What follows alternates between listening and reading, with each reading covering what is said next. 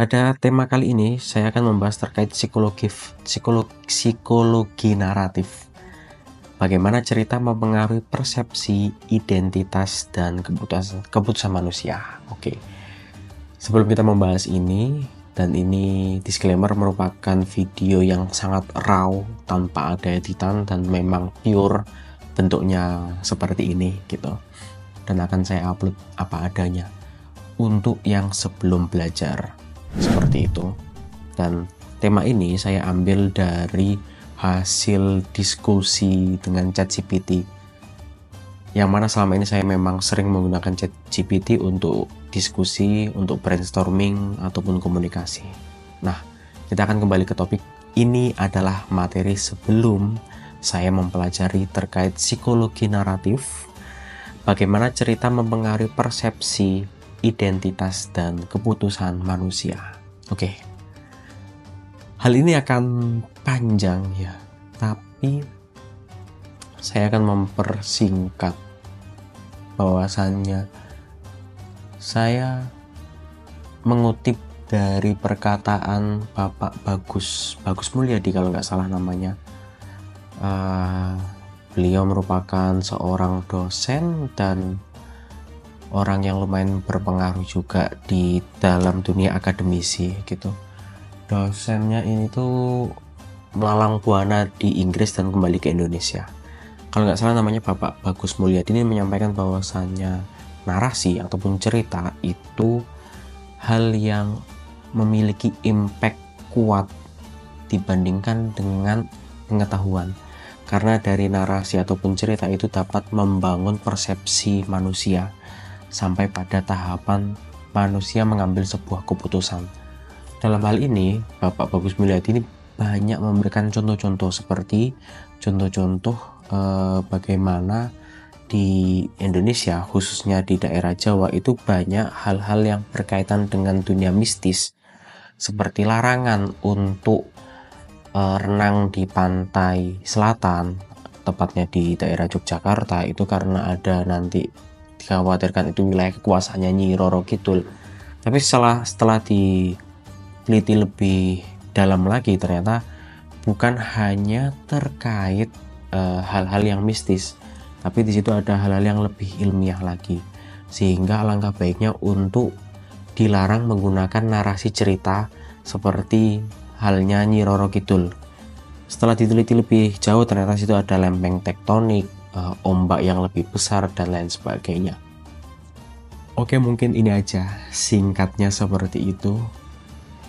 Dan untuk lebih lanjutnya kita akan mendiskusikan dan saya akan memaparkan seperti apa sumber datanya dan lain sebagainya. Karena kalau hanya menyampaikan seperti ini saja, ini dalam bentuk raw-nya seperti ini, maka bisa dikatakan sebagai bullshit ya gitu, karena tidak ada landasan yang kuat. Begitu aja. Inilah alasan kenapa kita harus belajar.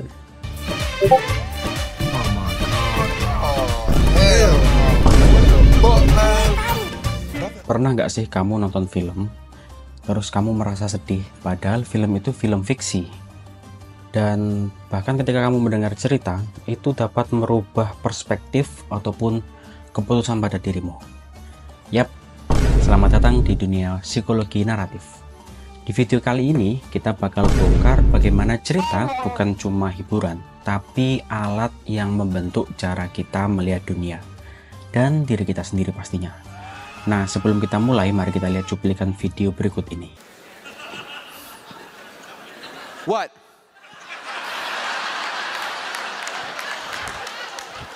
Oh, you all think smoking kills? Let me tell you something.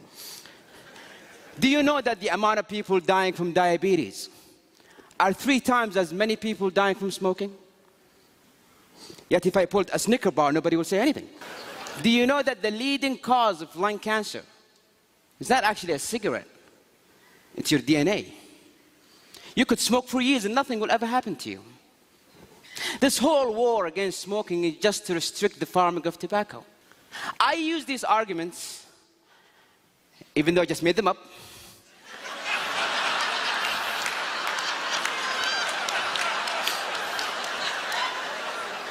with a group of my friends.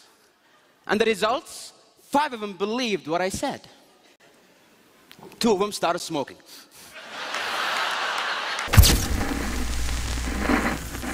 Otak manusia itu lebih suka cerita daripada data. Penelitian yang dilakukan oleh Profesor Jennifer Acker dari Stanford Graduate School of Business menunjukkan bahwa informasi yang dikemas sebagai cerita bisa diingat 22 kali lebih baik daripada angka atau fakta mentah. Kenapa? Karena cerita punya struktur alami, awal, konflik, penyelesaian. Otak kita suka urutan, dan kalau ada emosi di dalamnya, boom, bakal melekat. Sebagai contoh, mungkin untuk orang yang tinggal di Yogyakarta, kisah dari Nyi Roro Kidul itu merupakan cerita yang tidak asing. Dalam implikasinya, banyak wisatawan yang enggan untuk memakai baju hijau dan berenang di pantai selatan, tepatnya di sepanjang pantai Parangtritis. Banyak masyarakat yang mempercayai apabila berpakaian hijau akan diculik oleh Nyi Roro Kidul, dan cerita ini menjadi keyakinan turun-temurun.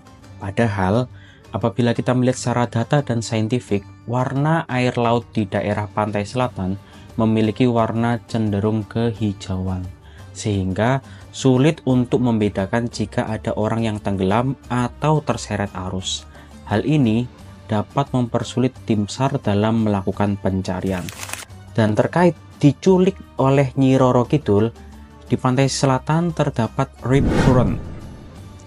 Sederhananya, terdapat arus yang terkonsentrasi di jalur sempit sehingga dapat menarik benda apapun itu ke dalam laut lepas. Nah, alih-alih memberikan peringatan dan larangan untuk berenang di pantai selatan, lebih baik memberikan narasi atau cerita yang jauh lebih mudah untuk diingat oleh masyarakat, yakni mitos atau legenda dari Nyi Roro Kidul. Dalam psikologi naratif, kita semua adalah penulis. Minimal penulis cerita hidup kita sendiri, dan dalam psikologi naratif juga, identitas itu bukan sekedar siapa saya, tapi cerita apa yang saya percaya tentang diri saya. Misalnya, apakah kamu korban, pejuang, penyelamat keluarga, semua itu membentuk cara kamu membuat keputusan. Cerita adalah senjata persuasi. Iklan tidak jual produk, mereka jual cerita. Kampanye politik tidak jual program, mereka jual narasi perubahan. Bahkan agama, ideologi, dan mitos bangsa semua dibungkus dalam cerita. Seperti kata peneliti Jonathan Haidt, manusia bukan Homo sapiens, tapi Homo narrans, makhluk yang bercerita. Pertanyaannya sekarang, cerita seperti apa yang kamu percaya tentang dirimu, dan siapa yang akan menentukan isi tulisannya? Terakhir, kalau kamu merasa hidupmu mandek, mungkin saatnya rewrite ceritamu dan pilihlah dengan bijak bacaanmu, tontonanmu, temanmu, dan panutanmu.